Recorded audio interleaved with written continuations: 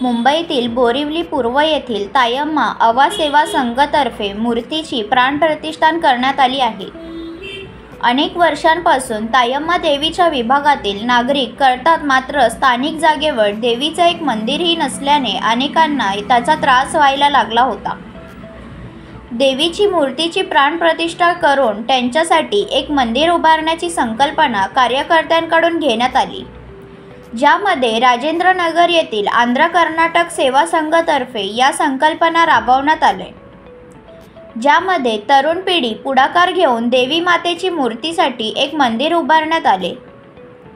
त्या मंदिरात देवीची मूर्तीची स्थापना करून प्राणप्रतिष्ठान करून मिरवणूक काढण्यात आली, ज्यामध्ये मोठ्या संख्येने महिला देखील सहभाग होते। आपण पाहू शकता की महिला मोठ्या संख्येने सहभागी होऊन देवीची उपासना करून त्यांच्यासाठी नैवेद्य उपासना केले। या मिरवणुकीमध्ये महिला, पुरुष तसेच लहान मुलांनी देखील मोठ्या संख्येने सहभाग घेऊन उत्साहात वाढवला।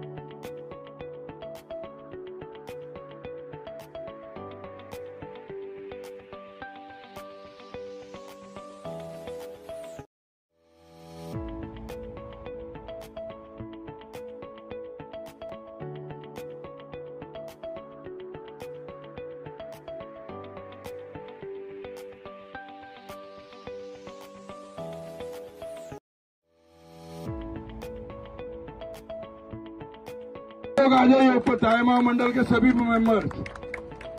भीमा लोटा किधर है? ये आजा बेटा, आजा। महाराज को भी लेके आएंगे, आओ ना, आओ ना।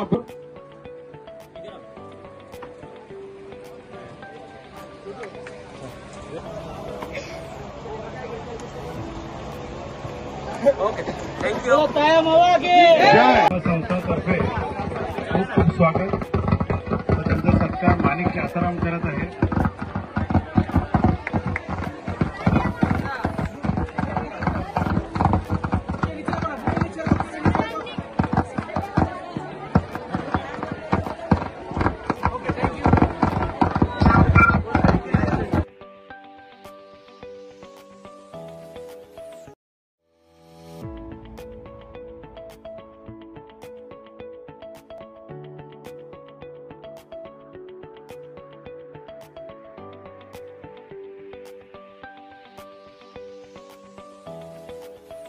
काय सांगाल, आज इथे राजेंद्र नगर मध्ये एक मूर्तीची स्थापना करण्यात आली, काय सांगाल? नक्कीच तायम्माचा मूर्तीचा इथे आज पूजन करण्यात आलेलं आहे। एक सुंदर भव्य अशा प्रकारचं मिरवणूक सुद्धा सर्व महिलांनी मिळून काढलं आणि भंडाराचं देखील आयोजन करण्यात आलेलं आहे।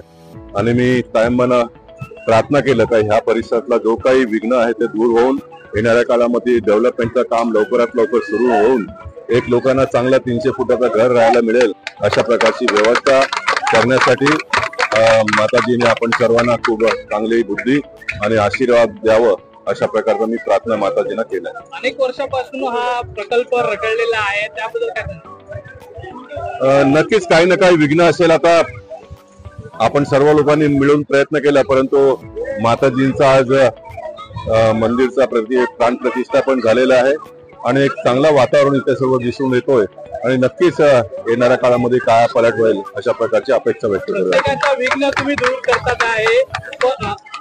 काल तुम्ही शुक्ला कंपाऊंडचे विघ्न दूर केलेले, आज मात्र राजेंद्र नगरचा दूर जे विघ्न आहे ते कधी दूर होणार आहे त्या संदर्भात काय? राजेंद्र नगरचा विघ्न दूर होईल.